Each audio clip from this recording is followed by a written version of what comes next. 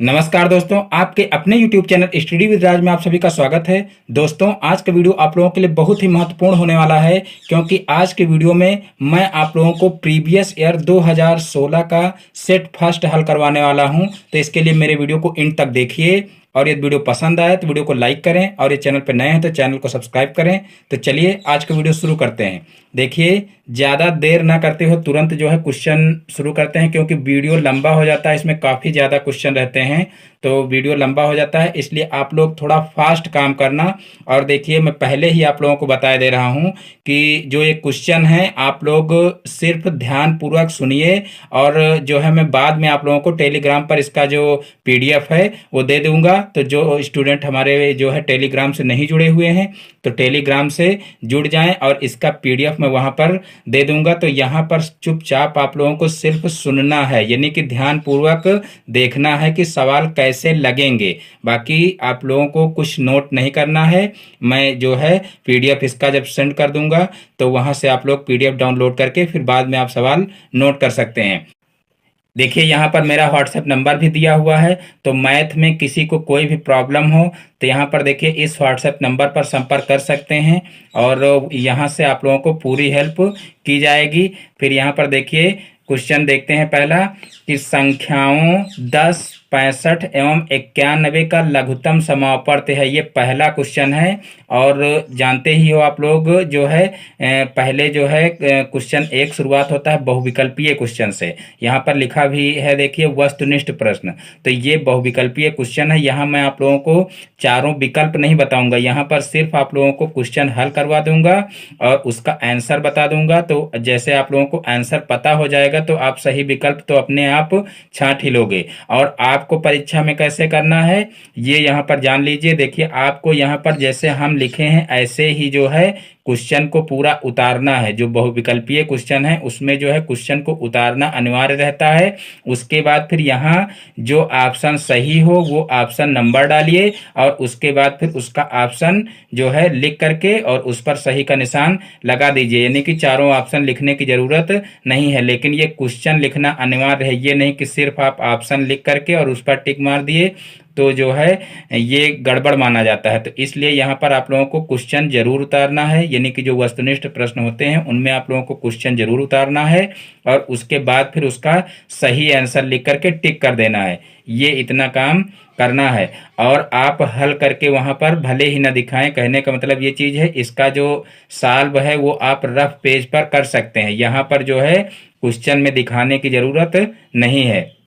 तो साइड में जहां पर भी आप रफ कर रहे हो तो वहां पर आप रफ करके उसके बाद फिर जो है यहाँ पर जो उसका सही आंसर है वो लिख दीजिए बस। तो यहाँ पर देखिए जो है हम आप लोगों को ये क्वेश्चन हल करके बता रहे हैं। 60, 65 एवं 91 का लघुत्तम समापवर्त है, यानी कि लासा हमको निकालना है। तो लासा आप सभी लोग सीख ही चुके हो, देखिए कैसे निकलता है। मैं यहाँ पर आप लोगों को बता दे रहा हूँ। देखिए, सबसे पहले क्या करेंगे, यहाँ पर 10, 65 और 91 ऊपर लिख लेंगे, और उसके बाद फिर देखेंगे इन संख्याओं में सबसे छोटी संख्या से कौन सी संख्या कट रही है, वहां से हम काटना शुरुआत करते हैं। तो यहाँ पर देखिए 10 जो है वो 2 से कट जाएगा, तो यहाँ पर 2 से 10 को काटेंगे तो देखिए 2 पंचे 10 हो जाएगा। बाकी संख्याएं जो है 2 से नहीं कटेंगी, तो उनको हम ऐसे ही उतार लेंगे। फिर यहाँ पर देखिए अब इनमें से सबसे छोटी संख्या से कौन सी संख्या कटेगी, तो यहाँ पर देखिए 3 से अब कोई संख्या नहीं कट रही, तो यहाँ पर हम 5 से काटना शुरुआत करेंगे। तो 5 एकम 5 हो जाएगा, और यहाँ पर देखिए 5 एकम 5 और 5 3 15, यानी कि यहाँ पर 13 आ जाएगा। 13 पछे 65 होता है, और 91 देखिए नहीं कटेगा, तो इसको ऐसे ही उतार लेंगे। फिर यहाँ पर देखिए अब जो है ये देखिए किससे कट रहा, 13 तो किसी से नहीं कट रहा, लेकिन 91 देखिए 7 से कट जाएगा। तो इसलिए यहाँ पर जो है 7 से अब काटेंगे, तो यहाँ 1 हो जाएगा, यहाँ पर 13 ही उतार लेंगे, और यहाँ पर देखिए 7 एकम 7 हो जाएगा, और यहाँ पर 2 बचेगा, तो 7 त्रिक 21 हो जाएगा। अब यहाँ पर देखिए 13 और 13 आ रहा, तो यहाँ पर देखिए 13 ही ले लेंगे, यानी कि 13 से दोनों 13 कट जाएंगे, तो यहाँ पर 1 हो जाएगा, यहाँ भी 1 हो जाएगा, और यहाँ भी 1 हो जाएगा। अब हमको निकालना क्या है, लासा निकालना है। तो यहाँ पर देखिए जो ये हैं ये गुणनखंड हम लिख लेंगे, और लासा जो है वो निकाल लेंगे। तो यहाँ पर देखिए लिखेंगे लासा बराबर, अब देखिए ये जो गुणनखंड है यही गुणनखंड यहाँ पर गुणे के रूप में लिख लेंगे, 2 गुणे 5 गुणे 7 गुणे 13, और इनका हम क्या करेंगे, गुणा कर लेंगे। तो यहाँ पर देखिए इनका गुणा करेंगे तो कितना आएगा, देखिए 5 दूनी 10 और 10 सते 70 हो जाएगा। देखिए यहाँ पर 5 दूनी 10 हो जाएगा और 10 सते 70 हो जाएगा, और फिर 13 का 7 से गुणा करोगे तो 13 सते 91 हो जाएगा। और देखिए यहाँ पर एक जीरो था तो एक जीरो बढ़ा लिए, यानी कि 910 जो है इसका लासा हो जाएगा। तो यही हमारा जो है आंसर हो जाएगा। तो इस प्रकार से बहुत ही आसानी से इस टाइप के क्वेश्चन किए जा सकते हैं। अब देखते हैं नेक्स्ट क्वेश्चन। तो देखिए नेक्स्ट क्वेश्चन है, दो असमान परिमेय संख्याओं के बीच परिमेय संख्याएं होती हैं। ये बहुत ही इंपॉर्टेंट क्वेश्चन है, बार बार परीक्षाओं में पूछा गया है और जो है फिर आ सकता है ये, तो ये मान के चलिए कि ये बहुत ही इंपॉर्टेंट क्वेश्चन है। तो इसको आप लोग कतई गलत ना करना, इसको एकदम रट लीजिए कि दो असमान परिमेय संख्याओं के बीच परिमेय संख्याएं होती हैं। तो देखिए दो असमान परिमेय संख्याओं के बीच परिमेय संख्याएं अनंत होती हैं। तो यहाँ पर इसका जो आंसर है वो क्या हो जाएगा, इसका आंसर हो जाएगा अनंत। तो यहाँ पर देखिए अनंत लिख लीजिए और जो है यहाँ पर भी देखिए आंसर डाल दीजिए। तो इस प्रकार से देखिए जो है ये भी सॉल्व हो जाएगा। और हो सकता है अभी आप लोगों को ये ना बताया गया हो कि दो असमान परिमेय संख्याओं के बीच परिमेय संख्याएं अनंत कैसे होती हैं। तो किसी दिन मैं आप लोगों को किसी वीडियो में बता दूंगा कि कैसे हम दो जो है दो परिमेय संख्याओं के बीच की संख्याएं निकालें, क्योंकि अभी हमने ये नहीं बताया है, हो सकता है आप लोग कंफ्यूज हो इसमें। तो यहाँ पर मैं आप लोगों को किसी वीडियो में बता दूंगा, तो आप लोग परेशान बिल्कुल ना हो।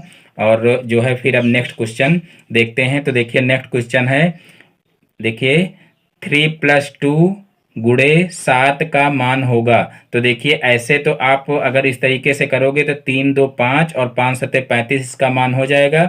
लेकिन देखिए हमको यहाँ पर इस तरीके से मान नहीं निकालना है, हमको करना क्या है, हमको यहाँ पर देखिए इसका जो योग पर गुणा का वितरण नियम यहाँ पर जो है दिखाना है कि योग पर गुणा का वितरण नियम कैसे होता है। तो यहाँ पर देखिए इस टाइप से ये हो जाएगा, 7 का इससे गुणा हो जाएगा तो 3 गुणे 7 और प्लस क्या हो जाएगा, देखिए 3 गुणे 7 और प्लस हो जाएगा, देखिए बीच में प्लस है तो प्लस लगाएंगे, और फिर 2 गुणे 7 हो जाएगा। तो यही हमारा ऑप्शन जो है वो सही हो जाएगा।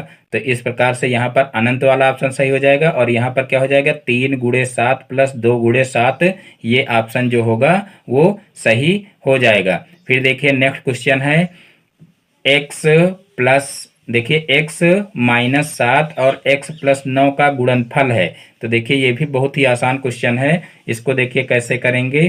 तो यहाँ पर देखिए सबसे पहले इनको गुणे के रूप में लिख लेते हैं, x-7 और x+9 इस तरीके से लिख लेंगे। फिर इनका क्या करेंगे, इनका गुणा कर देंगे। तो देखिए इनका गुणा करेंगे तो यहाँ पर देखिए x का x से गुणा करेंगे तो x² हो जाएगा। फिर देखिए x का 9 से गुणा करेंगे तो प्लस का 9x हो जाएगा। फिर देखिए 7 का गुणा x से करेंगे तो माइनस का 7x हो जाएगा, क्योंकि प्लस माइनस का गुणा माइनस होता है। तो यहाँ पर माइनस का 7x हो जाएगा। फिर देखिए 9 सते 63 हो जाएगा, और जो है प्लस और माइनस का गुणा माइनस होता है, इसलिए माइनस का 63 हो जाएगा। अब यहाँ पर देखिए ये अभी जुड़ घट रहे हैं, इसलिए एक बार यहाँ पर बराबर का चिन्ह लगा करके और एक स्टेप और हल कर लेते हैं। तो यहाँ पर देखिए x² हो जाएगा, और फिर यहाँ पर देखिए 9x में से 7x जो है वो घटेगा तो कितना हो जाएगा, प्लस का 2x हो जाएगा, क्योंकि प्लस वाली संख्या बड़ी है इसलिए यहाँ पर प्लस का 2x होगा, और फिर माइनस का 63 हो जाएगा। तो इसका यही ऑप्शन जो होगा वो सही हो जाएगा। तो इस प्रकार से ये क्वेश्चन भी हल हो जाएगा। अब देखते हैं नेक्स्ट क्वेश्चन, क्वेश्चन नंबर 5। तो देखिए क्वेश्चन नंबर 5 है, एक त्रिभुज का क्षेत्रफल 48 वर्ग सेंटीमीटर है। यदि उसकी ऊंचाई 8 सेंटीमीटर हो तो त्रिभुज का आधार होगा। यानी कि यहाँ पर त्रिभुज का आधार हमको ज्ञात करना है और त्रिभुज का क्षेत्रफल दिया हुआ है। तो यहाँ पर हम डायरेक्ट त्रिभुज के क्षेत्रफल का फार्मूला लगाएंगे।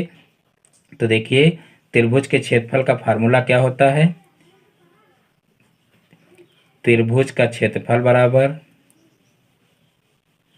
त्रिभुज का क्षेत्रफल यहाँ पर लिख लीजिए, त्रिभुज का क्षेत्रफल बराबर, तो देखिए त्रिभुज का क्षेत्रफल होता है 1/2 आधार गुणे ऊंचाई, आधार गुणे ऊंचाई।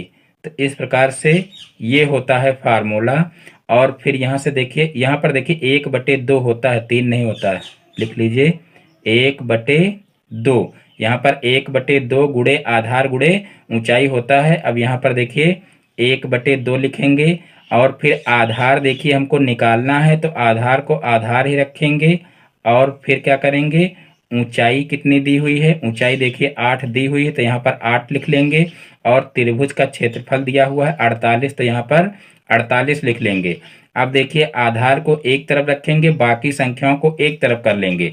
तो यहाँ पर मान लीजिए कि आधार को जो है हम इधर ही रख रहे हैं और इन संख्याओं को इधर भेज रहे हैं। तो यहाँ पर देखिए 48 इधर है अकेला, और इसके साथ में जब ये आएगा यानी कि ये पक्षांतर होकर के जाएगा, तो यहाँ पर देखिए ये गुणे के रूप में है, तो यहाँ पर जाएगा तो बटे के रूप में हो जाएगा, तो यहाँ पर 48/8 हो जाएगा।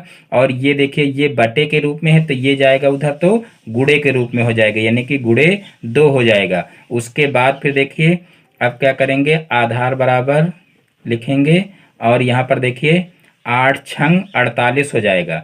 अब यहाँ पर देखिए ये जो है 48 कट गया, यानी कि यहाँ पर 6 आ गया, तो 6 का 2 से गुणा करेंगे तो 6 दूना 12 हो जाएगा, यानी कि आधार हमारा 12 आ जाएगा। और देखिए आधार ही हमको निकालना था, तो यहाँ पर आधार आ चुका है 12। और देखिए सेंटीमीटर में दिया हुआ था, तो यहाँ पर सेंटीमीटर इस तरीके से लिख सकते हैं। तो यही हमारा आंसर हो जाएगा। अब देखते हैं नेक्स्ट क्वेश्चन।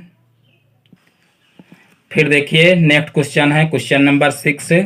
तो देखिए यहाँ पर 6 नंबर से क्वेश्चन जो है वो अति लघुत्तरीय प्रश्न है, जो कि यहाँ पर ऊपर देखिए लिखा हुआ है अति लघुत्तरीय क्वेश्चन है ये। और बहुविकल्पीय क्वेश्चन सिर्फ 5 दिए जाते हैं, जो कि मैं हल करवा चुका हूँ। तो यहाँ पर अब आप लोग अति लघुत्तरीय क्वेश्चन देखिए जो डीएलएड का जो प्रश्न पत्र आता है मैथ का, बहुत कठिन नहीं होता है, आसान क्वेश्चन होते हैं। तो आप लोगों को बहुत परेशान होने की जरूरत नहीं है, लेकिन आप लोग ध्यान पूर्वक सिर्फ पढ़ लीजिए, यानी कि बहुत कठिन क्वेश्चन नहीं पूछे जाते हैं। आप लोगों को सारे प्रीवियस ईयर के पेपर मैं हल करवा दूंगा, वहां से आप लोग देख सकते हो कि बहुत ज्यादा कठिन क्वेश्चन नहीं पूछे जाते हैं। तो यहाँ पर देखिए क्वेश्चन नंबर 6, एक आयताकार मैदान का क्षेत्रफल 0.5 हेक्टेयर है। यदि एक मैदान की एक भुजा 125 मीटर हो तो दूसरी भुजा ज्ञात कीजिए। देखिए यहाँ पर आयताकार मैदान का क्षेत्रफल दिया हुआ है और ये दिया हुआ है हेक्टेयर में, और हमको भुजा निकालनी है मीटर में। तो सबसे पहले हम इनकी इकाई चेंज करेंगे, यानी कि एक में कर लेंगे, यानी कि जो ये हेक्टेयर में दिया हुआ है इसको भी हमको मीटर में चेंज करना है। तो यहाँ पर देखिए जो है सबसे पहले हम पैमाना लिख लेंगे। देखिए 1 हेक्टेयर बराबर क्या होता है, 1 हेक्टेयर बराबर होता है देखिए 10,000 वर्ग मीटर होता है, 10,000 वर्ग मीटर। ये इतना पॉइंट आप लोगों को याद रखना है और इसी से पूरा सवाल जो है सॉल्व हो जाएगा। तो देखिए 1 हेक्टेयर बराबर कितना होता है, 10,000 वर्ग मीटर होता है। अब क्या करेंगे, अब यहाँ पर समझ लीजिए कि हमको जो है आयताकार मैदान का क्षेत्रफल वर्ग मीटर में पता चल गया है, क्योंकि यहाँ पर देखिए 0.5 हेक्टेयर दिया हुआ है, तो यहाँ पर 1 हेक्टेयर पता चल गया है हमको। तो यहाँ पर हम 0.5 हेक्टेयर भी निकाल लेंगे। तो 0.5 हेक्टेयर बराबर क्या हो जाएगा, तो देखिए यहाँ पर जो है यहाँ पर ये 1 हेक्टेयर है और 0.5 हेक्टेयर का मतलब क्या हो जाएगा, आधा हेक्टेयर। तो आधा हेक्टेयर यहाँ पर मैं डायरेक्ट लिख रहा हूँ, इसके आधा हो जाएगा, यानी कि ये 10,000 है तो ये कितना हो जाएगा, तो ये हो जाएगा 5,000। तो इसको लिख लीजिए 5,000 वर्ग मीटर, यानी कि 1 हेक्टेयर में 10,000 वर्ग मीटर हैं, तो 0.5 हेक्टेयर में कितने हो जाएंगे, 5,000 वर्ग मीटर हो जाएंगे। अब हमको क्या करना है, अब हमको जो है मैदान की एक भुजा दी हुई है, दूसरी भुजा निकालनी है। तो यहाँ पर सीधे से हम फार्मूला लगा देंगे, आयताकार मैदान का क्षेत्रफल बराबर आयताकार आयताकार मैदान मैदान का क्षेत्रफल बराबर, तो देखिए आयताकार मैदान का क्षेत्रफल बराबर क्या हो जाएगा, लंबाई गुणे चौड़ाई, क्योंकि आयत का क्षेत्रफल होता है लंबाई गुणे चौड़ाई, तो यहाँ पर लंबाई गुणे चौड़ाई हो जाएगा। अब आयताकार मैदान का क्षेत्रफल देखिए दिया हुआ है 0.5 हेक्टेयर, यानी कि हमारा जो है अगर वर्ग मीटर में देखा जाए तो कितना दिया हुआ है, 5000 वर्ग मीटर, तो यहाँ पर 5000 लिख लेंगे। और लंबाई देखिए कितनी दी हुई है, यानी कि एक भुजा यहाँ पर दी हुई है, ये जरूरी नहीं कि ये लंबाई है कि चौड़ाई है, यानी कि इसको एक भुजा हम नहीं मान सकते हैं कि ये लंबाई ही है। जब हमारी दूसरी भुजा आ जाएगी तभी हम डिसाइड कर सकते हैं कि ये लंबाई है कि चौड़ाई है। लेकिन यहाँ पर एक जगह पर हम चाहे लंबाई की जगह पर 125 लिख दें और चाहे चौड़ाई की जगह पर 125 लिख दें, कोई प्रॉब्लम नहीं है। तो यहाँ पर देखिए हम लंबाई की जगह पर 125 लिख देंगे, उसके बाद फिर चौड़ाई की जगह पर चौड़ाई ही रहने देंगे, यानी कि हमको दूसरी भुजा निकालनी है। अब यहाँ पर चौड़ाई को इधर ही रखेंगे और 125 को इधर भेज देंगे। तो देखिए चौड़ाई को इधर ही रखेंगे, 125 को इधर भेजेंगे, तो ये 5000 के साथ में क्या करेगा, भाग करेगा, क्योंकि यहाँ पर देखिए 125 इसके साथ में चौड़ाई के साथ में गुणा कर रहा है, तो इधर जाएगा तो भाग करेगा। तो यहाँ पर 5000 बटे कितना हो जाएगा, 125 हो जाएगा। अब यहाँ से देखिए हम क्या करेंगे, यहाँ से अब भाग करेंगे, तो देखिए भाग करेंगे तो कितना हो जाएगा, यहाँ पर 125 चौको देखिए कितना हो जाएगा, 500, 125 चौको कितना हो जाएगा, 500, यानी कि 100 देखिए यहाँ पर है और 100 चौको 400 हो जाएगा और 25 चौको 100 होता है, तो 125 चौको कितना हो जाएगा, 500 हो जाएगा। तो यहाँ पर इसको डायरेक्ट काट सकते हैं, यहाँ पर 4 हो जाएगा और एक जीरो है तो एक जीरो लग जाएगा। तो इस प्रकार से चौड़ाई कितनी हो जाएगी, 40 हो जाएगी। और जो है मीटर में दिया हुआ है, इसलिए जो है यहाँ पर कितना हो जाएगा, 40 मीटर हो जाएगा, यानी कि चौड़ाई जो है आयताकार मैदान की निकल आएगी 40 मीटर, और यही हमारा जो है आंसर हो जाएगा। तो इस प्रकार से यहाँ पर सिर्फ हेक्टेयर दे देने की वजह से काफ़ी स्टूडेंट कंफ्यूज हो जाते हैं और ये पैमाना ना पता होने की वजह से उनका क्वेश्चन ये छूट जाता है। तो यहाँ से आप लोग क्लियर कर लीजिए, और ये क्वेश्चन इम्पॉर्टेंट क्वेश्चन है, आ भी सकता है, तो इसलिए इसको आप लोग जरूर क्लियर कर लेना और यहाँ से पैमाना याद कर लीजिए, और इस टाइप से क्वेश्चन आसानी से लग सकता है। अब देखते हैं नेक्स्ट क्वेश्चन। तो देखिए नेक्स्ट क्वेश्चन है समीकरण x बटे, देखिए समीकरण x बटे 3 प्लस x बटे 2 बराबर 10 को हल कीजिए। तो देखिए क्वेश्चन कैसे हल होगा। तो देखिए इसको सबसे पहले हम नीचे उतार लेंगे, तो यहाँ पर हो जाएगा x बटे 3 और प्लस x बटे 2 बराबर 10। इसको हमको क्या करना है, हल करना है। हल करने का मतलब हमको x की वैल्यू निकालना है। तो यहाँ से सबसे पहले हम क्या करेंगे, यहाँ से एलसीएम ले लेंगे। तो देखिए 3 और 2 को 3 और 2 का एलसीएम कितना हो जाएगा, तो 3 और 2 का एलसीएम हो जाएगा 6, 3 दूना 6, तो यहाँ पर एलसीएम 6 हो जाएगा। और फिर जब यहाँ पर 6 हो गया, यानी कि 3 में किससे गुणा किए तो 6 हुआ, तो यहाँ पर 3 में 2 से गुणा किए हैं तब 6 हुआ, तो 2 से गुणा ऊपर भी हो जाएगा तो 2x हो जाएगा। फिर बीच में प्लस है तो प्लस लगाए। अब 2 3 6, यानी कि 2 में 3 से गुणा किए तब 6 हुआ है, तो ऊपर भी 3 से गुणा करेंगे तो कितना हो जाएगा, 3x हो जाएगा। अब यहाँ पर बराबर में 10 है तो बराबर में 10 लिख लेंगे। अब यहाँ पर देखिए 3x में 2x जुड़ जाएगा तो कितना हो जाएगा, 5x हो जाएगा। और बटे में 6 है तो बटे में 6 लिख लेंगे और बराबर हो जाएगा 10। अब देखिए यहाँ पर 5x को इधर ही रखेंगे और 6 को उधर पक्षांतर कर देंगे। तो यहाँ पर साइड में आप लोग देख लीजिए, जगह नीचे थोड़ा कम है, तो यहाँ पर देखिए साइड में देख लेते हैं। तो यहाँ पर देखिए 5x बटे 6 है और बराबर 10 है, तो यहाँ पर देखिए 5x को इधर ही रखेंगे और जो है 6 को उधर भेज देंगे, तो ये 6 जो है वो इधर जाएगा तो क्या करेगा, तो इधर जाएगा तो ये करेगा गुणा, क्योंकि इधर कर रहा है भाग। तो देखिए यहाँ पर हो जाएगा 10 गुणे 6, और फिर यहाँ पर देखिए x है और जो है x के साथ में 5 गुणा कर रहा है, इधर जाएगा तो भाग करेगा, तो यहाँ पर 10 गुणे 6 बटे कितना हो जाएगा, 5 हो जाएगा। अब 5 से 10 को काट देंगे, 5 दूना 10 हो जाएगा। अब x बराबर कितना हो जाएगा, 6 का 2 से गुणा हो जाएगा तो 6 दूना 12 हो जाएगा। अब देखिए हमको क्या निकालना था, x की वैल्यू निकालना था, तो x की वैल्यू हमारी आ जाएगी x बराबर 12, और यही हमारा जो है क्या हो जाएगा, आंसर हो जाएगा। अब देखते हैं नेक्स्ट क्वेश्चन। तो देखिए नेक्स्ट क्वेश्चन है, चित्र में त्रिभुज ए बी सी और त्रिभुज पी क्यू आर दो समरूप त्रिभुज हैं।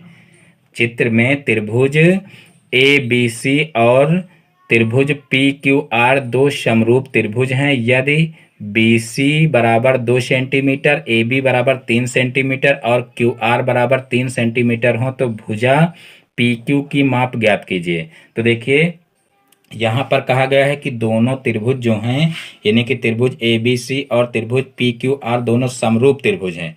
तो समरूप त्रिभुज के लिए एक कंडीशन होती है, या तो कह लीजिए कि एक शर्त होती है कि समरूप त्रिभुज की जो संगत भुजाएं होती हैं वो समानुपाती होती हैं। तो वही कंडीशन यहाँ पर हम लगा देंगे। देखिए संगत भुजाओं का मतलब इसके संगत भुजा ये होगी और इसके संगत भुजा ये होगी और इसके संगत भुजा क्या होगी, इसके संगत भुजा ये होगी। ये आप लोगों को ध्यान रखना है। तो यहाँ पर देखिए जो संगत भुजाएं होती हैं वो समानुपाती होती हैं। तो यहाँ पर हम त्रिभुज ए बी सी और त्रिभुज पी क्यू आर में क्या करेंगे, जो है ये कंडीशन लगा देंगे। या तो यहाँ पर जो है ऊपर लैंग्वेज में चाहें तो थोड़ा सा लिख भी सकते हैं, समरूप त्रिभुज की समरूप त्रिभुज की संगत भुजाएं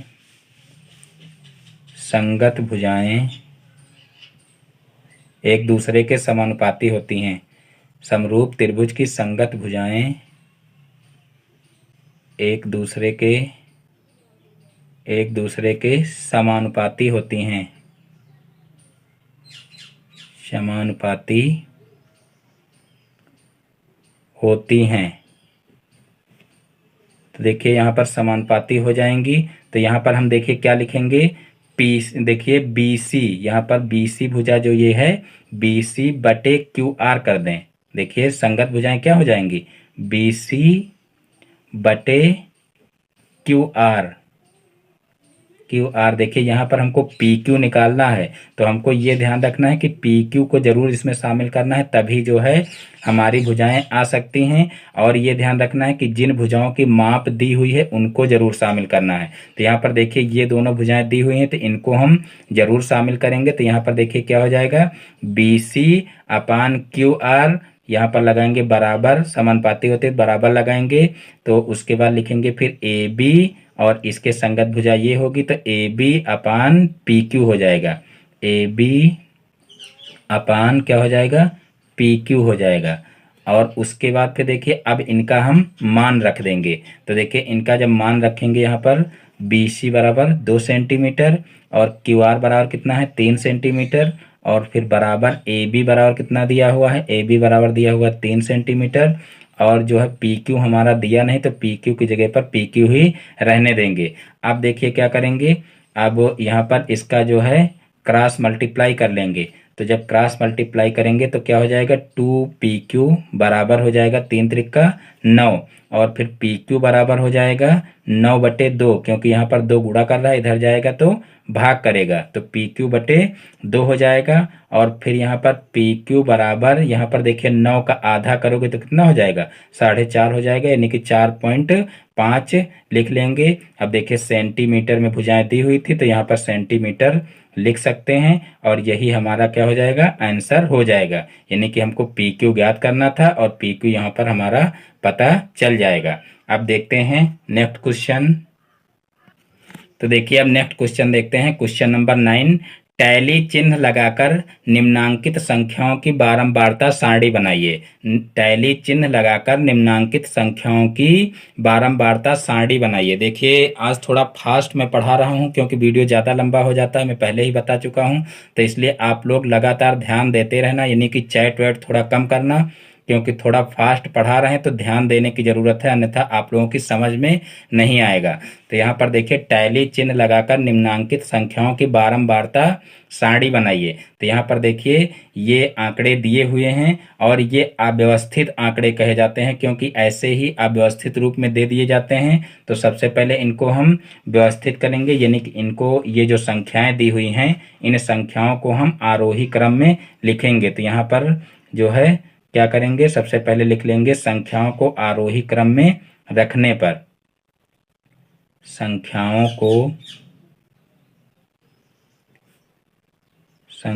को आरोही क्रम में रखने पर, आरोही का मतलब क्या होता है, बढ़ते क्रम में, आरोही क्रम में रखने पर, आरोही क्रम में रखने पर। तो देखिए इनको जब आरोही क्रम में रखेंगे तो यहाँ पर देखिए सबसे छोटी संख्या क्या है, 12 है, तो 12 को सबसे पहले लिखेंगे और उसके बाद फिर देखिए ये एक 12 हो गया और एक यहाँ पर ये 12 है, यानी कि 2 बार है तो इसको 2 बार लिख लेंगे। उसके बाद फिर 13 देखिए कहीं पर है, यहाँ पर देखिए 13 है तो 13 लिख लेंगे। उसके बाद यहाँ के अलावा देखिए यहाँ भी 13 है तो इसको भी लिख लेंगे, तो 13 भी जो है 2 बार है तो इसको 2 बार लिख लेंगे। उसके बाद देखिए 14 यहाँ पर देखिए एक बार है, इसको एक बार लिख लेंगे। और उसके बाद देखिए और कहीं पर 14 जो है वो नहीं है। अब जो है 15 को देखेंगे तो यहाँ पर 15 ये एक बार हो गया और उसके बाद फिर देखिए ये एक बार हो गया और फिर ये एक बार हो गया और ये हो गया, यानी कि ये है 4 बार।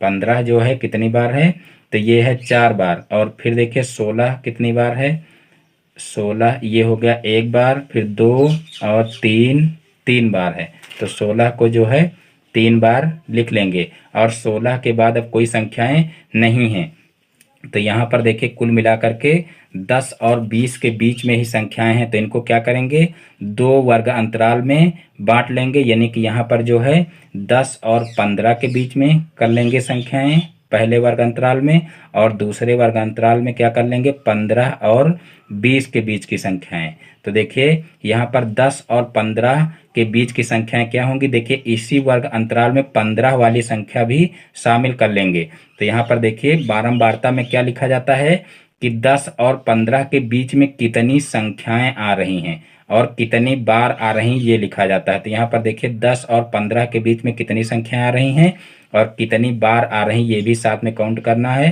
तो यहाँ पर देखिए 1 2 3 4 5 6 7 8 9, देखिए 9 संख्याएं आ रही क्योंकि 15 को भी इसमें शामिल करना है।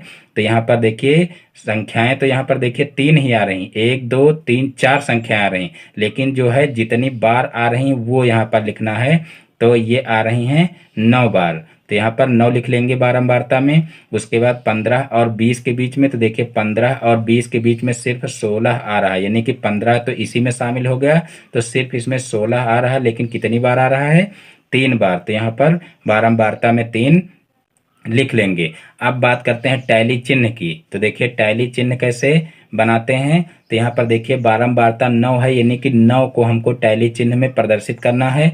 तो यहाँ पर देखिए हम जो है यहाँ पर 1 को कैसे लिखते हैं, अगर 1 बारंबारता है तो 1 को सिर्फ 1 खड़ी रेखा से प्रदर्शित करते हैं, 2 को 2 खड़ी रेखा से, 3 को 3 खड़ी रेखा से, 4 को 4 खड़ी रेखा से, और जब 5 को दर्शाना होता है तो 4 खड़ी रेखा और 1 पड़ी रेखा इस तरीके से खींच देते हैं। तो ये हो गया 5, लेकिन यहाँ पर है 9, यानी कि अभी ये पूरा नहीं हुआ है। तो हम फिर क्या करेंगे, अब 5 के बाद फिर ये 6, फिर एक खड़ी रेखा, फिर 7, फिर एक खड़ी रेखा, और फिर एक 8 ये भी खड़ी रेखा रहेगी, और फिर एक 9 ये खड़ी रेखा रहेगी। अब देखिए 5 ये रेखाएं हो गई और 5 4 9 पूरा हो गया। अगर यहाँ पर 10 होता तो फिर एक पड़ी रेखा खींच देते, यानी कि 4 खड़ी रेखाएं खींचते हैं, और अगर 5वीं की जरूरत हमको है तो वो जो है इस तरीके से इनको क्रॉस करके जो है पड़ी रेखा खींची जाती है। अब यहाँ पर सिर्फ 3 का टैली चिन्ह बनाना है, तो यहाँ पर 1 2 3 यानी कि 3 खड़ी रेखाएं इस तरीके से खींच देंगे,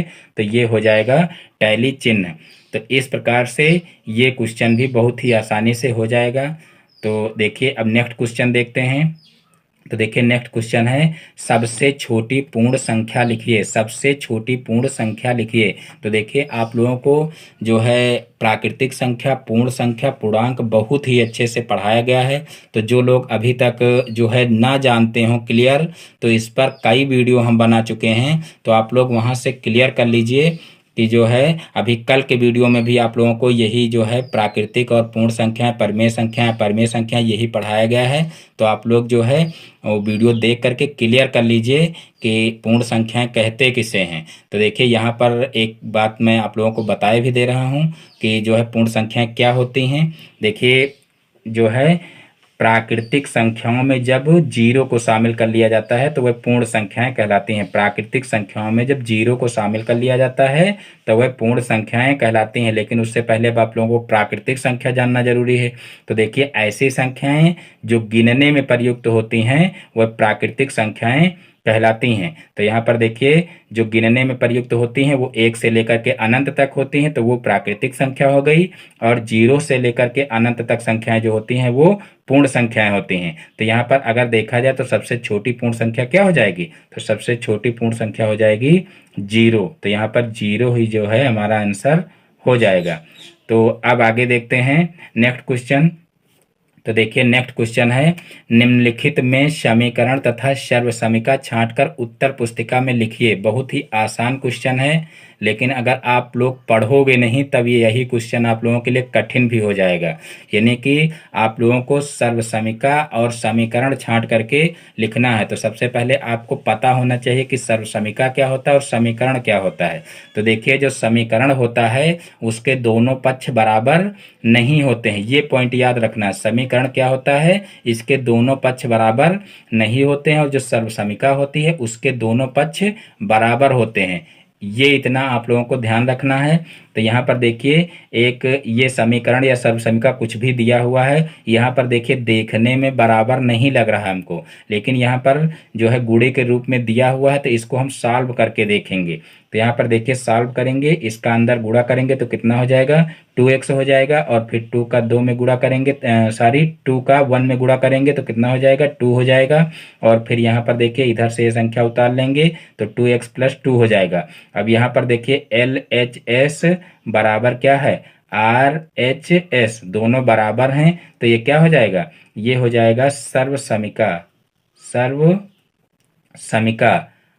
तो इस प्रकार से इसको छांट सकते हैं। और यहाँ पर देखिए, LHS है और जो है यहाँ पर ये इधर वाला RHS है, ये दोनों देखिए बराबर नहीं है। तो यहाँ पर LHS is not equal to RHS लिख करके और यहाँ पर नीचे लिख लेंगे, ये क्या होगा? ये होगा समीकरण। यानी कि ये LHS और RHS बराबर नहीं है, इसका मतलब ये क्या हो जाएगा? ये समीकरण हो जाएगा और ये हो जाएगी सर्वसमीका।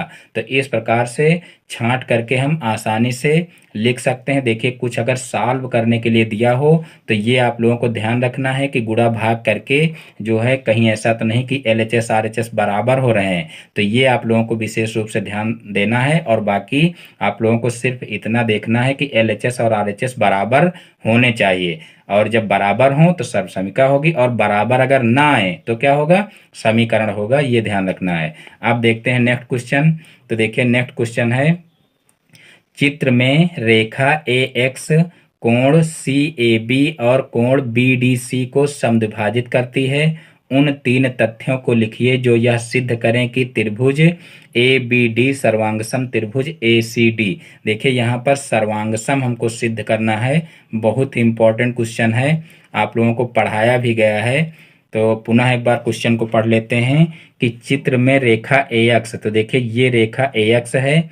चित्र में रेखा AX कोण CAB और कोण BDC, CAB और कौन सी है? BDC, यानी कि जो ये कोण है और जो ये कोण है, इसको क्या करती है? ये AX भुजा ये समद्विभाजित करती है, यानी कि 2 बराबर जो है भागों में बांटती है। तो उन 3 तथ्यों को लिखना है जो यह सिद्ध करें कि त्रिभुज ABD सर्वांगसम त्रिभुज ACD, यानी कि इस त्रिभुज के सर्वांगसम त्रिभुज ये होगा। ये हमको सिद्ध करना है। तो सबसे पहले इसके लिए तो आप लोगों को पता होना चाहिए कि सर्वांग समता की शर्तें क्या होती हैं। तो यहाँ पर एक पॉइंट मैं आप लोगों को लिखाए दे रहा हूं कि सर्वांग समता की शर्तें क्या होती हैं। सर्वांग समता की शर्तें, यहाँ पर शर्तें आप लोगों को शॉर्टकट में बताए दे रहा हूं।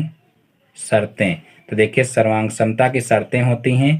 पहली बात तो 2 भुजा 1 कोण बराबर होना चाहिए, या तो 2 कोण 1 भुजा बराबर होनी चाहिए, या तो तीनों भुजाएं बराबर होनी चाहिए। ये सर्वांग समता की शर्तें होती हैं। यानी कि एंगल और साइड एंगल, ये देखिए एंगल साइड एंगल होना चाहिए, और या तो फिर जो है साइड एंगल साइड होना चाहिए, और या तो फिर जो है एस एस एस, यानी कि साइड साइड साइड, यानी कि तीनों भुजाएं या तो बराबर हों, या तो एक कोण दो भुजा बराबर हो, और या तो दो कोण और एक भुजा बराबर हो, तब ये जो है त्रिभुज क्या होते हैं, सर्वांगसम त्रिभुज होते हैं। तो यहाँ पर हमको कंडीशन सिर्फ बतानी है कि वो कौन सी तीन कंडीशन हैं, जो है कौन से तीन तथ्य हैं जो जो है इसको सर्वांगसम सिद्ध कर सकते हैं। तो यहाँ पर देखिए हम पहली कंडीशन लिख रहे हैं, आप लोग देख लीजिए।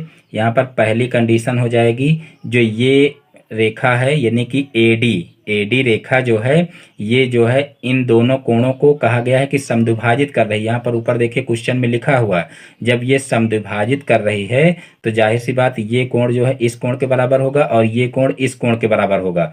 और जो ये भुजा है, ये भुजा देखिए इस कोण जो है इस त्रिभुज की भी भुजा है और इस त्रिभुज की भी भुजा है, यानी कि ये दोनों में जो है उभयनिष्ठ है। तो यानी कि यहाँ पर हम लिख सकते हैं कि AD बराबर क्या हो जाएगा, AD, यानी कि ये दोनों त्रिभुज के लिए है। AD बराबर AD, यानी कि इस त्रिभुज के लिए भी और इस त्रिभुज के लिए भी। तो यहाँ पर ये भुजा जो है दोनों त्रिभुज के लिए क्या हो जाएगी, बराबर हो जाएगी।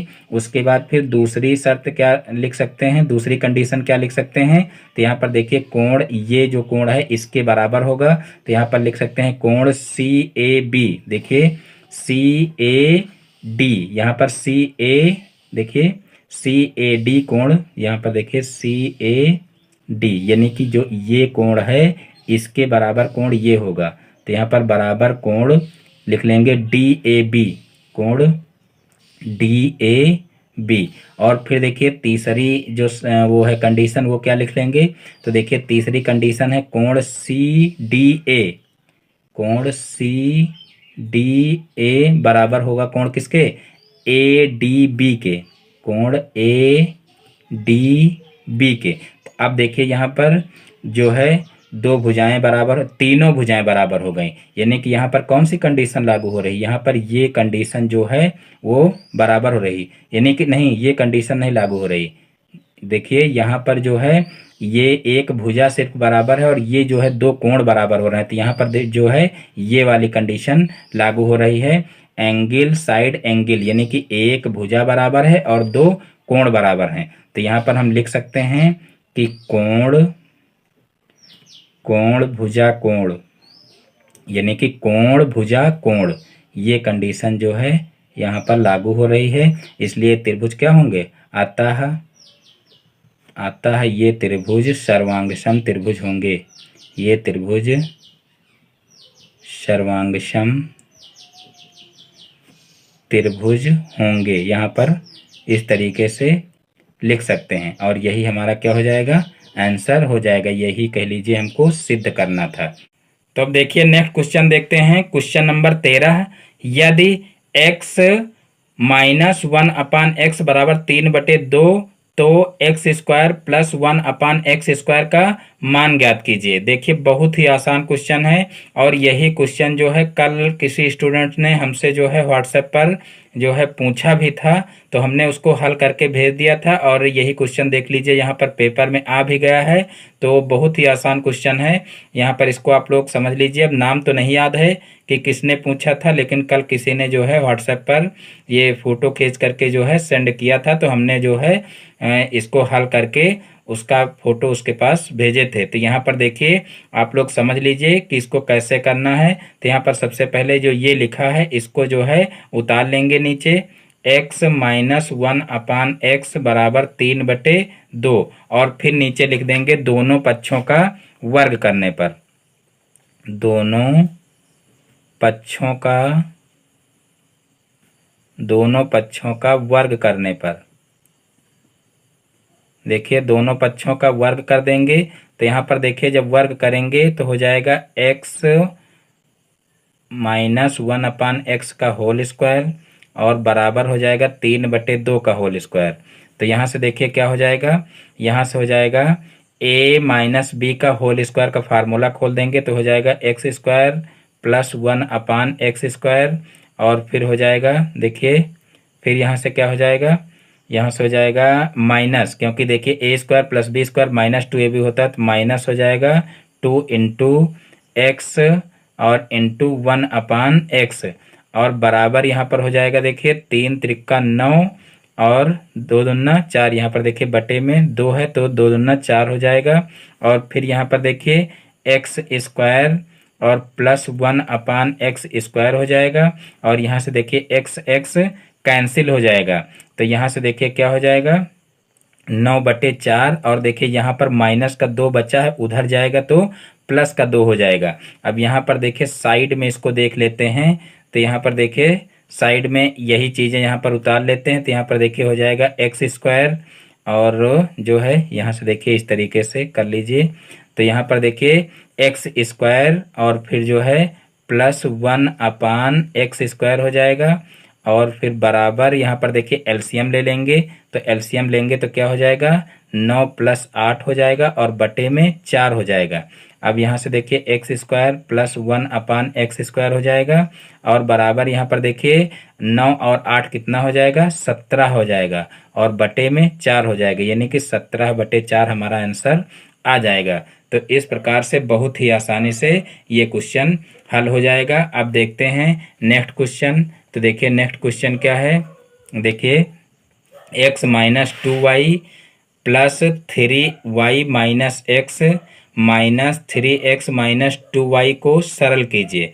बहुत ही आसान क्वेश्चन है। तो देखिए इसको सबसे पहले क्या करेंगे, इसको सबसे पहले नीचे उतार लेंगे, x - 2y और फिर प्लस 3y - x और माइनस 3x - 2y, इस तरीके से इसको उतार लेंगे, फिर बराबर लगाएंगे। और यहाँ पर देखिए अब क्या करेंगे, ब्रैकेट को हटा देंगे। तो यहाँ पर देखिए ब्रैकेट को हटाएंगे तो यहाँ पर देखिए क्या हो जाएगा x - 2y, फिर बीच में प्लस है, प्लस लगाए और फिर 3y - x है, इसको लिख लिए। और इस माइनस की वजह से इसके अंदर के चिन्ह चेंज हो जाएंगे, तो यहाँ पर हो जाएगा माइनस का 3x और प्लस का 2y। अब देखिए यहाँ पर जो पद जुड़ घट रहे हों उनको जोड़ घटा लीजिए और जो है जो बचेगा वही क्या हो जाएगा हमारा आंसर हो जाएगा। तो यहाँ पर देखिए x प्लस का है और यहाँ पर x माइनस का है, ये आपस में कैंसिल हो जाएंगे। फिर देखिए यहाँ पर 2y माइनस की है और यहाँ पर 2y प्लस की है, तो दोनों आपस में कैंसिल हो जाएंगे। अब देखिए ये 3y प्लस का है और ये 3x है माइनस का, तो इनको साथ में लिख लेंगे, यानी कि ये बच जाएंगे। तो 3y - 3x हो जाएगा। अब यहाँ पर देखिए क्या करेंगे, चाहें तो हम 3 कॉमन ले सकते हैं, तो यहाँ पर हो जाएगा 3 कॉमन लेकर के देखिए क्या बचेगा y - x बचेगा। अब देखिए हम क्या करेंगे, अभी ये y - x हमको उल्टा लग रहा है कि उल्टा लिखा हुआ है, यानी कि आप आंसर में मिलाओगे तो हो सकता है ये ना मिले, तो इसलिए यहाँ पर क्या करेंगे इस x को आगे कर लेंगे। तो इसको आगे करने के लिए इसको प्लस करना पड़ेगा, यानी कि इसमें माइनस से क्या करना पड़ेगा गुणा करना पड़ेगा। तो यहाँ पर देखिए माइनस यहाँ पर हो जाएगा, या कह लीजिए कि माइनस का जो है क्या करेंगे यहाँ पर माइनस कॉमन ले लेंगे इसमें से। तो यहाँ पर देखिए माइनस जब कॉमन लेंगे तो यहाँ पर माइनस का 3 हो जाएगा और यहाँ पर देखिए x जो है ये क्या हो जाएगा प्लस का हो जाएगा, यानी कि जब प्लस का होगा तभी तो यहाँ पर जाएगा, तो माइनस का x हो जाएगा। और फिर यहाँ पर जो है प्लस का y है ये क्या हो जाएगा माइनस का y हो जाएगा, यानी कि यहाँ पर माइनस का जो है माइनस क्या करेंगे माइनस कॉमन ले लेंगे। तो इस प्रकार से यही हमारा जो है आंसर हो जाएगा। अब देखिए आगे नेक्स्ट क्वेश्चन देखते हैं। तो देखिए नेक्स्ट क्वेश्चन है, एक कमरे का फर्श 300 सेंटीमीटर गुणे 425 सेंटीमीटर माप का है। कमरे की फर्श पर वर्गाकार टाइल लगाने हैं। एक ही नाप के कम से कम लगाए जाने वाले टाइलों की संख्या ज्ञात कीजिए। एक ही माप के टाइल लगवाने हैं और जो है कमरे की फर्श का क्षेत्रफल एक हिसाब से कह लीजिए यहाँ पर दिया हुआ है कि एक कमरे का फर्श 300 सेंटीमीटर गुणे 425 सेंटीमीटर है। तो यहाँ पर अगर इसका गुणा करेंगे तो क्या होगा फर्श का क्षेत्रफल ही निकल आएगा। तो यहाँ पर देखिए जो है वर्गाकार टाइल हमको लगवानी है, तो सबसे पहले तो देखिए यहाँ पर हमको ये करना है 300 गुणे 425 सेंटीमीटर माप का कमरे की फर्श है और कमरे की फर्श पर वर्गाकार टाइल लगवाना है और ये भी बताना है कि जो है कितने टाइल कुल टाइल कितने लगेंगे। तो इसके लिए हमको जो है 300 और 425 का जो है क्या करना पड़ेगा मासा निकालना पड़ेगा। तो यहाँ पर हम देखिए लिख लेंगे फर्श का क्षेत्रफल बराबर, फर्श का क्षेत्रफल बराबर, तो देखिए क्षेत्रफल क्या होगा, क्योंकि वर्गाकार टाइप जो है छत ये फर्श है, फर्श कैसी है, देखिए यहाँ पर आयताकार है, देखिए क्योंकि जो है लंबाई और चौड़ाई अलग अलग दी हुई है, तो ये हो जाएगी आयताकार, और आयत का क्षेत्रफल लंबाई गुणे चौड़ाई होता है, तो यहाँ पर 300 गुणे कितना हो जाएगा, 425 हो जाएगा। तो ये हो जाएगा फर्श का क्षेत्रफल। अब देखिए हमको ऐसी संख्या निकालनी है जो इन दोनों को जो है पूरी पूरी विभाजित कर दे, जो दोनों को पूरी पूरी विभाजित कर देगी वही जो होगी वो क्या होगी, टाइल्स की एक भुजा हो जाएगी। क्योंकि जो है टाइल की जब हमको भुजा निकालना है तो हमको क्या करना पड़ेगा, इन दोनों संख्याओं का जो है मासा निकालना पड़ेगा, यानी कि जो मासा होगा वही इन दोनों संख्याओं को पूरा पूरा विभाजित कर सकता है, और तभी जो है इस फर्श में उसी नाप की जो है टाइल से लगवाई जा सकती हैं। और जो भुजा एक आएगी वो यहाँ पर कहा गया है कि फर्श पर वर्गाकार टाइल लगाने हैं, तो यानी कि वो जो एक भुजा आएगी वो वर्ग की भुजा होगी, यानी कि वर्ग की क्या होती हैं, चारों भुजाएं बराबर होती हैं, और फिर उसी का हम क्या करेंगे, क्षेत्रफल निकाल लेंगे, और फिर इसके क्षेत्रफल से उसके क्षेत्रफल को भाग कर देंगे तो टाइल्स की संख्या निकल आएगी। तो यहाँ पर देखिए अब हम फर्श का क्षेत्रफल यहाँ पर देखिए इस तरीके से लिख लिए हैं। उसके बाद अब क्या करेंगे, अब जो है हम इनका जो है मासा निकाल लेंगे। तो देखिए मासा निकालेंगे तो बड़ी संख्या को छोटी संख्या से भाग देंगे, यानी कि भाग विधि से हम मासा निकालेंगे। तो यहाँ पर 300 एकम 300 हो जाएगा, और यहाँ पर 125 हो जाएगा। अब 125 से 300 का भाग करेंगे तो यहाँ पर देखिए कितनी बार जाएगा, तो ये जाएगा 2 बार, तो 125 दुना कितना हो जाएगा, 250 हो जाएगा। अब यहाँ से बच जाएगा 50, अब 50 बचेगा तो 125 को फिर भाग देंगे 50 से, तो यहाँ पर देखिए 50 दुना कितना हो जाएगा, 100 हो जाएगा। अब यहाँ से बचा 25, अब 25 से जो है 50 को भाग देंगे तो 25 एकम नहीं 2 बार चला जाएगा, 25 दुना 50, तो यहाँ पर देखिए पूरा पूरा कैंसिल हो जाएगा। तो यहाँ पर जो मासा आएगा वो कितना आएगा, 25 आएगा। तो जो मासा आएगा वो 25 आएगा। अतः जो टाइल है यहाँ पर लिख सकते हैं अतः टाइल की भुजा बराबर कितनी हो जाएगी, टाइल की भुजा बराबर 25 सेंटीमीटर हो जाएगी। अब जब टाइल की भुजा हमको पता चल गई है तो अब यहाँ से हम निकाल सकते हैं टाइल का क्षेत्रफल बराबर, देखिए चूंकि कहा गया है टाइल वर्गाकार है तो ये वर्गाकार टाइल है और इसकी एक भुजा निकल आई है, तो यहाँ पर हम जो है टाइल का क्षेत्रफल निकाल लेंगे भुजा स्क्वायर से। तो देखिए यहाँ पर कर देंगे भुजा स्क्वायर, यानी कि 25 का स्क्वायर हो जाएगा। तो यानी कि इसको 25 का स्क्वायर कह लो चाहे कर लो 25 गुणे 25। तो देखिए अभी इसको 25 गुणे 25 के रूप में ही लिखा रहने देंगे। अब देखिए हमको निकालना क्या है, टाइलों की संख्या निकालनी है। तो यहाँ पर हम लिखेंगे टाइलों की संख्या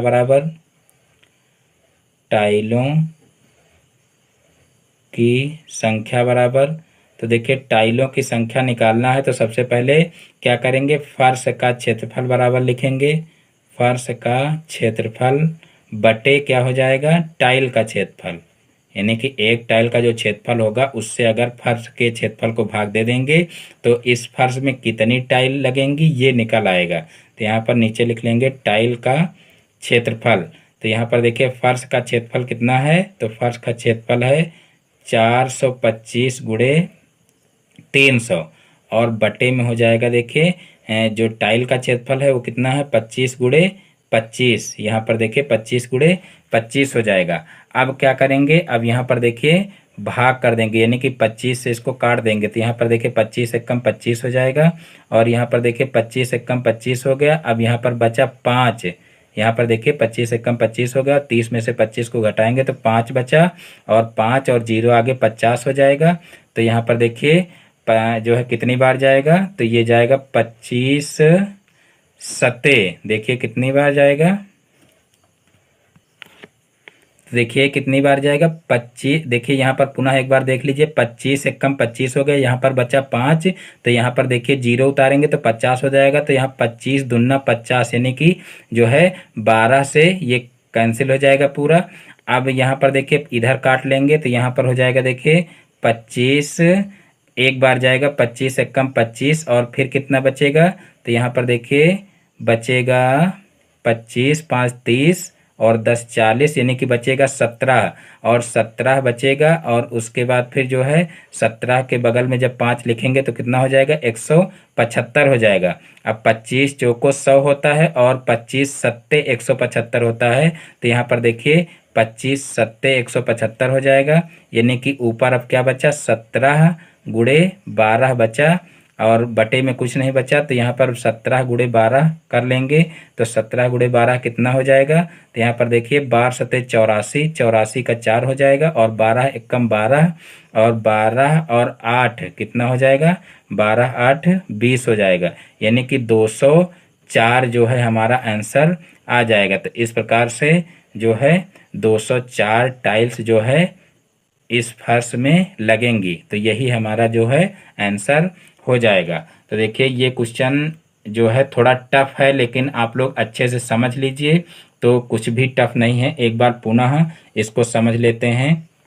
देखिए एक कमरे का फर्श 300 सेंटीमीटर, देखिए पुनः देख लीजिए, एक कमरे का फर्श 300 सेंटीमीटर गुणे 425 सेंटीमीटर माप का है।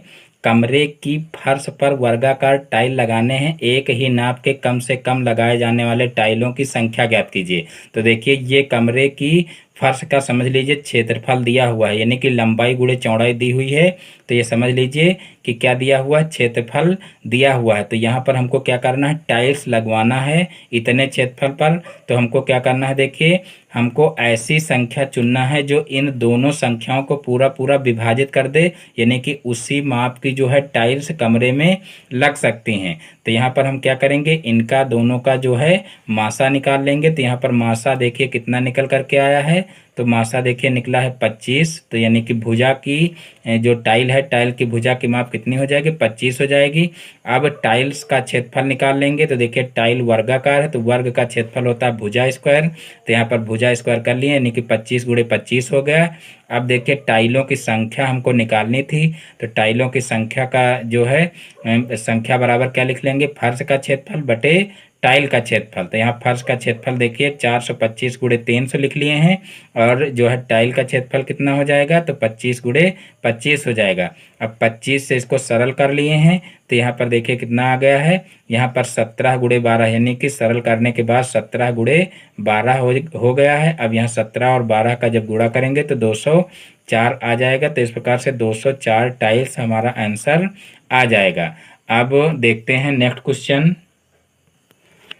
तो देखिए नेक्स्ट क्वेश्चन है क्वेश्चन नंबर 16, 100 और 110 के बीच की अभाज्य संख्याएं ज्ञात कीजिए। 100 और 110 के बीच की अभाज्य संख्याएं ज्ञात कीजिए। बहुत ही आसान क्वेश्चन है। तो आप लोगों को अभाज्य का मतलब पता ही होगा कि ऐसी संख्याएं जो स्वयं और एक के अलावा किसी अन्य संख्या से न कटें उन्हें अभाज्य संख्याएं कहते हैं। तो यहाँ पर 100 और 110 के बीच की अभाज्य संख्याएं हमको ज्ञात करना है। तो देखिए कौन कौन सी हो जाएंगी, तो यहाँ पर देखिए आंसर लिख लेंगे। यहाँ पर देखिए 101 जो संख्या है वो किसी से नहीं कटेगी, यानी या तो स्वयं से कटेगी या तो एक से कटेगी। और फिर देखिए 101 के बाद फिर 103 वो संख्या हो जाएगी, यानी कि अभाज्य संख्या। और फिर देखिए 105 जो है वो कट जाएगा, तो यहाँ पर 105 नहीं रखेंगे क्योंकि 3 त्रिका 9 और फिर तीनों पची 15, तो 105 कट जाएगा, तो वो हो जाएगी भाज्य संख्या, इसलिए 105 को नहीं रखेंगे। फिर 107 किसी से नहीं कटेगी, और फिर जो है 107 के बाद फिर 109 हो जाएगी। तो ये हो जाएंगी अभाज्य संख्याएं। तो यही हमारा जो है आंसर हो जाएगा, यानी कि हमको 100 और 110 के बीच की ही संख्याएं लिखनी थी, तो ये 4 संख्याएं हो जाएंगी। अब देखते हैं नेक्स्ट क्वेश्चन। त्रिभुज PQR की रचना कीजिए जिसमें QR 5.5 सेंटीमीटर, RP 0. देखिए RP बराबर 4.5 सेंटीमीटर तथा कोण QRP बराबर 60 डिग्री हो। रचना मत कीजिए, यानी कि हमको क्या करना है, सिर्फ चित्र बनाना है और बाकी रचना नहीं करना है। तो देखिए इसका जो चित्र है वो प्रकार की सहायता से ही बन सकता है, यानी कि आपको ऐसे हाथ से नहीं बनाना है। ये आप लोगों को क्लियर याद रखना है। ये चित्र जो है जो है ये पटरी की सहायता से और जो प्रकार है प्रकार की सहायता से नाप का ही बनना चाहिए। अगर बगैर नाप के ऐसे हाथ से बनाओगे तो वो गलत माना जाएगा। तो चलिए देखते हैं कि इस त्रिभुज की कैसे रचना करें। यहाँ पर कहा गया है कि रचना मत कीजिए, तो इसका मतलब ये है कि हमको त्रिभुज जो है बनाना है लेकिन उसकी रचना लिखना नहीं है, इसलिए यहाँ पर रचना मत कीजिए लिखा हुआ है। बाकी त्रिभुज की रचना तो करनी ही है, यानी कि जो चित्र है वो चित्र तो बनाना ही है, लेकिन यहाँ पर रचना लिखना नहीं है। तो चलिए देखते हैं कि कैसे ये चित्र बनेगा। तो चलिए देखते हैं कि ये रचना कैसे होगी। देखिए रचना से भी संबंधित एक क्वेश्चन आता है, तो आप लोगों को रचनाएं भी पता होनी चाहिए और हो सके तो रचना लिखना भी आप लोग सीख लीजिए कि रचना लिखी कैसे जाती है। तो यहाँ पर देखिए रचना लिखने के लिए तो मना किया गया है, लेकिन हम आप लोगों को चित्र बना के बता रहे हैं कि कैसे ये चित्र बनेगा। तो यहाँ पर देखिए दिया हुआ है क्यू आर। सबसे पहले देखिए क्यू आर दिया हुआ है 5.5 सेंटीमीटर। तो यहाँ पर जो है स्केल की सहायता से 5.5 सेंटीमीटर की एक रेखा खींच लेंगे, या कह लीजिए रेखा खंड खींच लेंगे। तो यहाँ पर देखिए जीरो से खींचना जो है शुरुआत करते हैं यहाँ पर जीरो से, और फिर जो है कहाँ तक खींचेंगे 5.5 सेंटीमीटर। तो यहाँ पर देखिए 5 और जो है यहाँ पर देखिए 5 और 6 के बीच में जो है यहाँ पर देखिए एक्स्ट्रा हो गया है। स्केल में थोड़ा अच्छे से दिखाई नहीं देता है, इसलिए थोड़ा एक्स्ट्रा हो गया, यहाँ पर इतना मिटा देते हैं। तो यहाँ पर देखिए केवल जो है 5.5 सेंटीमीटर ही खींचना है। तो यहाँ पर जीरो से शुरुआत करेंगे और जो है 5.5 यानी कि यहाँ पर 5 और 6 के बीच में जो बड़ी वाली लाइन है यहाँ तक हम जो है खींचेंगे। तो ये हो जाएगी 5.5 सेंटीमीटर। अब इसका नाम रख लेंगे Q और इसका नाम रख लेंगे R और इसको लिख लेंगे 5.5 सेंटीमीटर। और फिर देखिए क्या करना है, फिर आरपी खींचना है 4.5 सेंटीमीटर। तो देखिए आरपी जो है वो आरपी अभी यहाँ से देखिए इधर कहीं होगा पी, क्योंकि त्रिभुज है तो इधर कहीं पी होगा। तो यहाँ पर जो है हम ऐसे जो है खींच नहीं सकते हैं, क्योंकि इधर से खींचें या इधर से खींचें या इधर से हमको कुछ क्लियर नहीं है। तो इसलिए यहाँ पर जो है यानी कि ये रेखा खींचने के बाद हम तुरंत जो है आरपी नहीं खींच सकते हैं। तो यहाँ पर देखिए अब अगला देखेंगे क्या है पॉइंट, तथा कोण क्यू आर पी 60 डिग्री हो। तो यहाँ पर देखिए क्यू आर पी यानी कि पी यहाँ कहीं होगा। इसका जो ये कोण है ये कोण दिया हुआ है 60 डिग्री, तो ये कोण वाला काम हम पहले करेंगे। यानी कि यहाँ पर हम क्या करेंगे 60 डिग्री का कोण बना लेंगे। तो यहाँ पर देखिए 60 डिग्री का कोण कैसे बनाते हैं। तो देखिए एक ऐसे अर्ध वृत्त खींच देंगे, यानी कि जो ये रेखा है इस रेखा की आधे से कम दूरी लेकर के इस तरीके से अर्धवृत्त खींच देंगे। और फिर यहाँ पर देखिए दूरी घटने बढ़ने ना पाए, और फिर इस रेखा को जहाँ पर ये चाप काटता है वहाँ पर प्रकार की नोक रख करके और इस वाले चाप को इस तरीके से काट देंगे। और जहाँ पर इस चाप को ये काटता है इसी जगह से यानी कि उसी के कटान बिंदु से इस तरीके से एक रेखा इस तरीके से खींच देंगे। तो ये 60 डिग्री का कोण बनाती हुई रेखा हो जाएगी।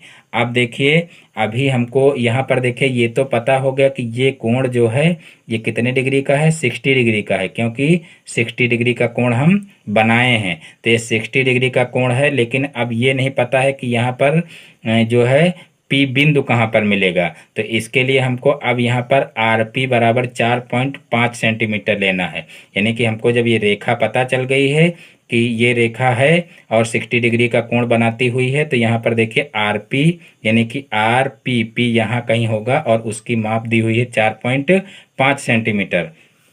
तो यहाँ पर देखिए प्रकार में हम 4.5 सेंटीमीटर दूरी ले लेंगे। तो यहाँ पर देखिए 4.5 सेंटीमीटर दूरी लेना है। तो यहाँ पर देखिए इस तरीके से हम 4.5 सेंटीमीटर की दूरी ले लेंगे। और जो है अब यहाँ पर हम जो है आर को केंद्र मान करके इस पर जो है इस तरीके से चाप लगा देंगे। और चाप लगाएंगे तो ये हमको बिंदु मिल जाएगा कौन सा पी, यानी कि इसको पी नाम रख लेंगे। और पी से फिर क्यू को मिला देंगे और इस प्रकार से त्रिभुज पी क्यू आर की रचना हो जाएगी। पुनः एक बार ध्यान से समझ लीजिए। देखिए सबसे पहले क्या करेंगे क्यू आर एक रेखा 5 सेंटीमीटर की, सारी 5.5 सेंटीमीटर की खींच लेंगे। फिर देखिए यहाँ पर क्या करेंगे कि 60 डिग्री का कोण बनाती हुई एक रेखा खींचेंगे और फिर जो है क्या करेंगे, प्रकार में 4.5 सेंटीमीटर की दूरी लेकर के और 60 डिग्री का कोण बनाने वाली भुजा पर एक चाप लगाएंगे और ये चाप जो है 60 डिग्री का कोण बनाने वाली भुजा को पी बिंदु पर काटता है। अब पी को क्यू से मिलाएंगे तो इस प्रकार से हमारा त्रिभुज पी क्यू आर बन जाएगा। देखिए जो हम बोल रहे हैं यही रचना भी लिखनी है। अगर रचना लिखने के लिए आ जाए तो इसी तरीके से अपने शब्दों में आपको रचना भी लिखनी है और बाकी चित्र तो आप लोगों के समझ में आ ही गया होगा। तो देखिए इसकी रचना अगर हमको लिखनी हो तो रचना कैसे लिखेंगे, तो देखिए रचना इसी टाइप से लिखेंगे कि सर्वप्रथम क्यू आर एक 5.5 सेंटीमीटर की रेखा खींचा, फिर आर से 60 डिग्री का कोण बनाती हुई, यानी कि बिंदु आर से 60 डिग्री का कोण बनाती हुई एक रेखा खींचा और फिर जो है प्रकार में 4.5 सेंटीमीटर की दूरी लेकर के और बिंदु आर को केंद्र मान करके और 60 डिग्री का कोण बनाने वाली भुजा पर एक चाप लगाया जो है 60 डिग्री का कोण बनाने वाली भुजा को पी बिंदु पर काटता है। फिर पी को क्यू से मिलाया तो इस प्रकार से त्रिभुज पी क्यू आर की रचना हो जाएगी। इतना केवल आपको रचना में लिखना है। तो इस प्रकार से ये 17 नंबर क्वेश्चन भी आप लोगों का हो जाएगा। अब देखते हैं नेक्स्ट क्वेश्चन। तो देखिए नेक्स्ट क्वेश्चन है, दो संख्याओं का अंतर 48 है। दो संख्याओं का अंतर 48 है। इनमें से बड़ी संख्या में छोटी संख्या से भाग देने पर भागफल 5 है और शेषफल 0 है। दोनों संख्याएं ज्ञात कीजिए। बहुत ही आसान क्वेश्चन है। देखिए कैसे लगेगा, तो यहाँ पर देखिए सबसे पहले हम मान लेंगे, माना एक संख्या क्या है, यहाँ पर देखिए दो संख्याओं का अंतर 48 दिया है ना, तो यहाँ पर हम मानेंगे माना पहली संख्या, चाहे मान लीजिए माना एक संख्या। तो यहाँ पर हम मान लेंगे माना पहली संख्या बराबर, माना पहली संख्या बराबर x है। तो दूसरी संख्या क्या हो जाएगी, दूसरी संख्या बराबर, देखिए जब पहली, यहाँ पर बराबर नहीं लगाएंगे, देखिए पहली संख्या जब x मान लिए हो तो दूसरी संख्या क्या हो जाएगी, तो देखिए दोनों का अंतर 48 दिया हुआ है, तो यहाँ पर दूसरी संख्या हम मान लेंगे x प्लस 48, क्योंकि जब इन दोनों को जो है इनका दोनों का अंतर ज्ञात करेंगे तो 48 आ जाएगा, क्योंकि जैसे ये x प्लस 48 है, इसमें से x घटाएंगे तो x कट जाएगा तो 48 बच जाएगा। तो इस प्रकार से पहली संख्या अगर x माने हो तो दूसरी संख्या x प्लस 48 मान सकते हो। अब देखिए क्या करना है, अब यहाँ पर लिखना है प्रश्नानुसार, प्रश्नानुसार। तो देखिए प्रश्नानुसार क्या हो जाएगा, देखिए यहाँ पर प्रश्न क्या कह रहा है, इनमें से बड़ी संख्या में छोटी संख्या से भाग देने पर। तो देखिए बड़ी संख्या जैसा कि हमको देखने से ही पता चल रहा है, यानी कि x का जो मान आएगा उसमें 48 जुड़ेगा तो ये संख्या जो है ये ज़्यादा बड़ी हो जाएगी और ये छोटी ही रह जाएगी। तो यहाँ पर करना क्या है, हमको बड़ी संख्या में छोटी संख्या से भाग देना है। तो यहाँ पर देखिए बड़ी संख्या है x प्लस 48 और इसको जो है भाग देना है छोटी संख्या से, तो बटे में x हो जाएगा। फिर देखिए आगे क्या कहा गया है, छोटी संख्या से भाग देने पर भागफल 5 है। तो यहाँ पर भागफल 5 का मतलब इससे भाग करने पर जो भागफल आएगा वो बराबर में लिख देंगे, ये 5 के बराबर हो जाएगा। और शेषफल 0 है, जब शेषफल 0 है तो शेषफल से हमारा कोई मतलब नहीं है। अब यहाँ पर क्या करेंगे, देखिए यहाँ पर 5 के बटे में 1 कर लेंगे और यहाँ पर क्रॉस मल्टीप्लाई कर लेंगे। तो यहाँ पर देखिए क्या हो जाएगा, x प्लस 48 और बराबर हो जाएगा 5x, यानी 5 का x से गुणा हो जाएगा तो 5x हो जाएगा। अब देखिए 5x को इधर ही रखेंगे और x को उधर पक्षांतर कर लेंगे, तो यहाँ पर हो जाएगा 5x माइनस x।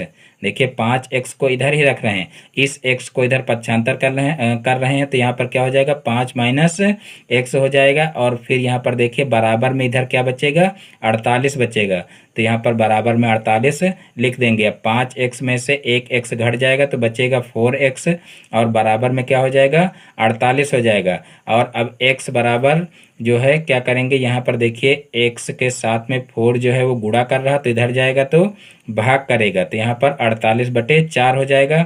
अब 4 से इसको सरल कर लेंगे तो 4 एकम 4 और 4 दूना 8 हो जाएगा, यानी कि x बराबर कितना आ जाएगा, 12 आ जाएगा। अब देखिए यहाँ x की वैल्यू हमको पता चल गई है। अब यहाँ से हम पहली संख्या और दूसरी संख्या आसानी से निकाल सकते हैं। तो देखिए पहली संख्या क्या हो जाएगी हमारी, पहली संख्या बराबर, तो देखिए पहली संख्या x थी तो यहाँ पर 12 ही हो जाएगी। और दूसरी संख्या देखिए क्या हो जाएगी, दूसरी संख्या बराबर, तो देखिए दूसरी संख्या थी x + 48, तो यहाँ पर x की वैल्यू आई है 12, तो यहाँ पर 12 लिख लेंगे और फिर इसमें 48 जोड़ देंगे। तो देखिए 48 जब जोड़ेंगे तो कितना हो जाएगा, 60 हो जाएगा, यानी कि देखिए 48 2 50 और 10 60, यानी कि यहाँ पर 60 हो जाएगा। तो इस प्रकार से पहली संख्या और दूसरी संख्या आसानी से निकल आएगी और यही हमारा क्या हो जाएगा, आंसर हो जाएगा। तो इस प्रकार से जो प्रीवियस ईयर का 2016 का पेपर था ये पूरा का पूरा सॉल्व हो चुका है, यानी कि कुल 18 क्वेश्चन थे और सारे क्वेश्चन हल हो चुके हैं। तो मैं उम्मीद करता हूं कि ये सारे क्वेश्चन आप लोगों को बहुत ही अच्छे से समझ में आ गए होंगे। दोस्तों यदि हमारा ये वीडियो पसंद आया हो तो वीडियो को लाइक करें और ये चैनल पर नए हैं तो चैनल को सब्सक्राइब करें और बेल आइकन को भी प्रेस कर लें, जिससे हमारे आगे आने वाले वीडियो का नोटिफिकेशन आपके मोबाइल पर सबसे पहले पहुंचे। फिर मिलते हैं अपने नेक्स्ट वीडियो में एक नए टॉपिक के साथ में, तब तक के लिए जय हिंद, वंदे मातरम।